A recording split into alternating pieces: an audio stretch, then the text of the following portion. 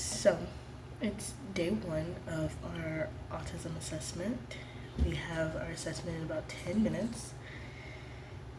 I'm scared. I have my binder full of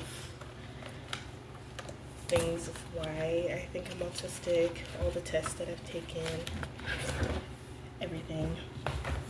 I'm nervous. We have 2 sessions. Today is day 1 is 90 minutes, and then day 2 is on Thursday. It's also 90 minutes, and then we should get our results hopefully the day after, which is Friday or on Monday.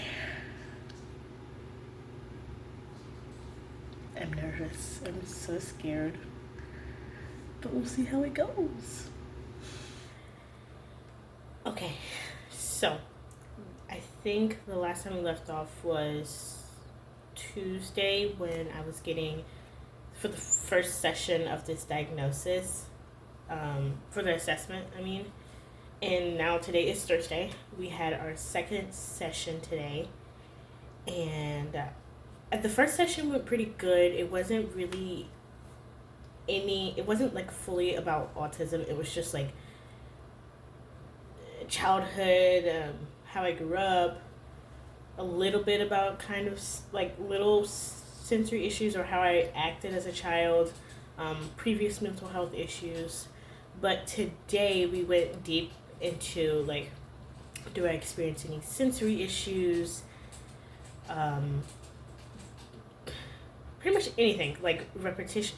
Do I basically have echolalia? I think that's how you say it. Like, do I repeat phrases that like phrases or sounds that I hear in my head or out loud, which I do, which is, in my opinion, pretty cool. It's sometimes annoying, but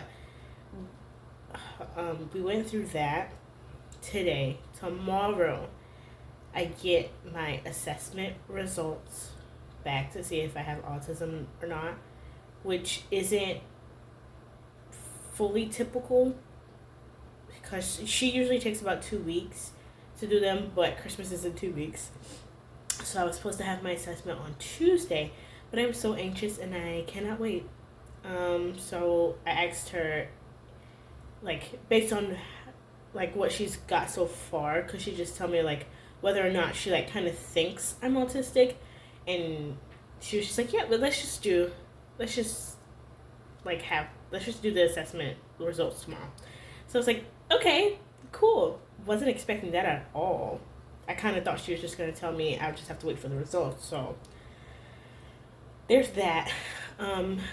Whoever watches this video may not think, you'll probably be like, oh, you? Autistic?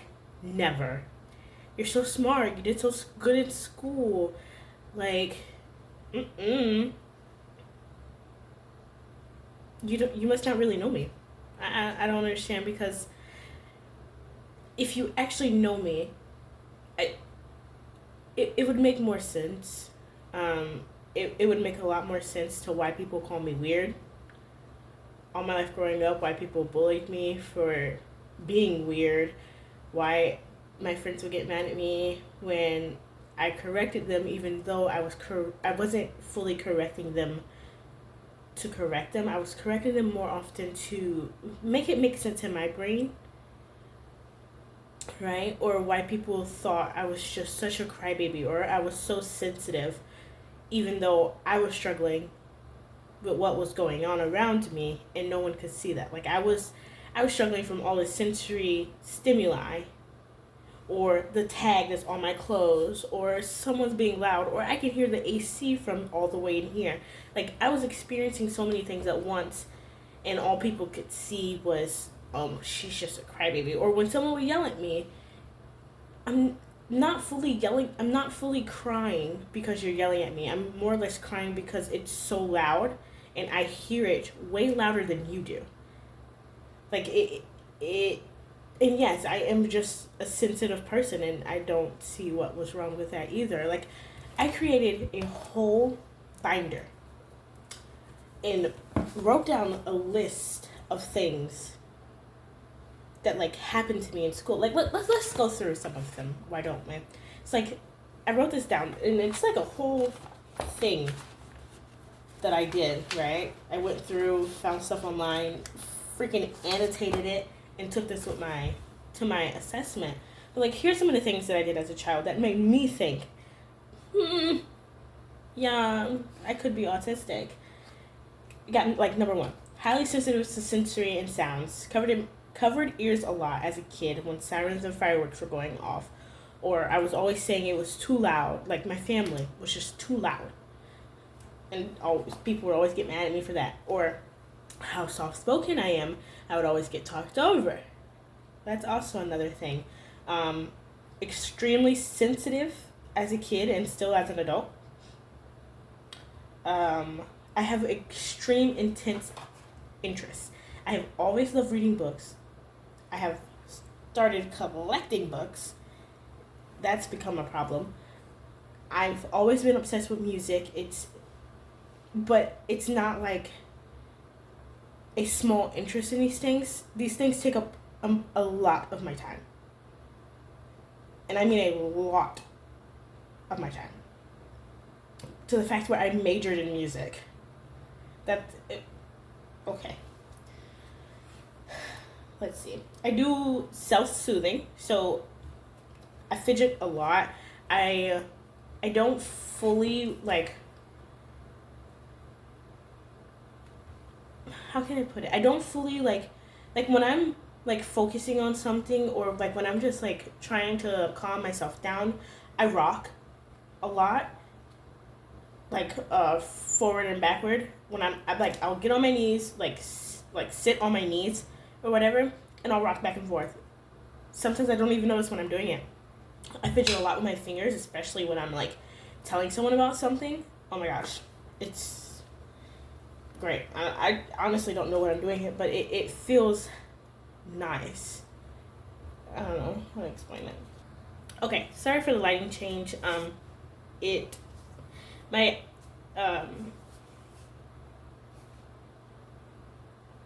My ring light died, but I still want to put this video out, and I don't really feel like charging it and waiting to post it since my results come out tomorrow. But something that I did or still do is I pick up people's accent. So if I'm talking to a Hispanic person, I don't speak Spanish fluently, but you would think from the way that I have that my Spanish accent comes out when I'm talking to a Hispanic person that I speak Spanish. Like, I pick up on a lot of different people's accents, and I'll like talk back to them in their accent without even realizing it. And it's kind of like, I've gotten weird looks from it my whole life. They'll think, oh, they'll ask me, do I speak Spanish? In Spanish, and I'm like, no, I don't. I like just a little bit, but like, no, I don't speak Spanish. But I'll hear one thing come from someone that speaks a different language. I'll hear their accent, and then I'll mimic it without even realizing that I'm mimicking it. Yeah, I'm also very I'm also very sensitive to sounds and smells. So it like sounds, I can hear very small sounds other people are probably not even noticing. So like, I have animals. I can hear them drinking their water bottle, hear the AC going at the same time. I can hear, and then I can also hear my boyfriend breathing. Like, those three things, those can set me off in an instant. And it's bad. It's so bad. Ugh. Me and my therapist was talking about, she thinks I've learned how to basically mask the autism, if that's what it is, which we're highly sure it is autism. She thinks I've learned how to mask it by watching and studying people, which I've always done. I'm not really a big talker. I'm more of a watcher. I will observe everyone. I like to watch people to see how to like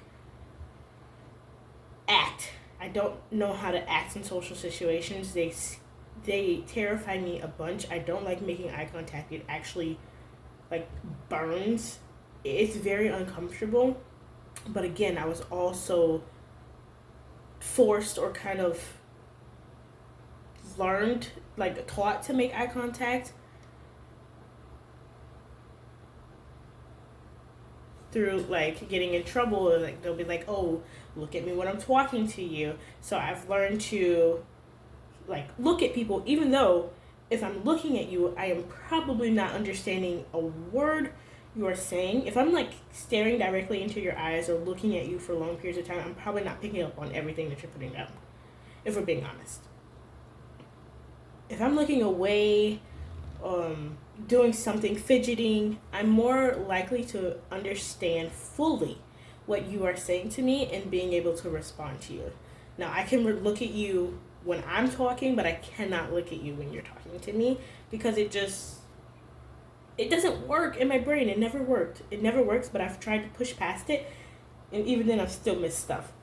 It's a lot. I just hope people like take me seriously. Like I don't want to get this diagnosis and then people still tell me, oh, no, I don't believe that.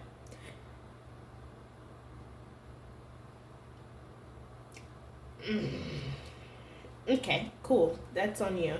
Like I really just want the validation of knowing what's wrong with me. I don't want to feel like I'm weird all my life, which is like I don't want that thing I've been told my whole life to be like the main thing that I keep thinking of myself as, because I know I'm not weird. I'm different, but I'm not weird. Like, to be honest, I think weird's kind of cool because most people are boring. I like being weird, if we're being honest. It's pretty fun, but I know I'm gonna get a lot of like pushback when this video comes out of being like, oh no, you're not autistic. All we can do is see. Based on all of the information I collected, everything we talked about, as well as your partner's report, like the questionnaires and things like that, I do think that an autism diagnosis kind of suits your experiences and the things that you have kind of dealt with over the past 20 years. Okay. Initial, first kind of reactions, thoughts? I'm shaking. Woo! I didn't expect to. I'm gonna throw up. I'm gonna cry. There's a lot going on inside my body right now. Yeah.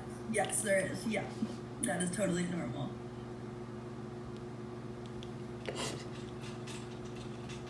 It just feels great to hear. Like I'm not just weird. Mm-hmm. I already told you I like weird, but I don't think weird, like in terms of what you're kind of, how you're defining it. You're defining it as like you feel different from other people. You don't feel like others. And it's just because your brain is wired differently. There's no like true difference in who you are. It's just the way your brain works is a little bit different. Wow. Are these happy tears or what kind of tears? They're happy tears because I've been researching for so long, trying to figure out what's like wrong with me. And now that you're like, know nothing. No, nothing's wrong with me. I'm just me.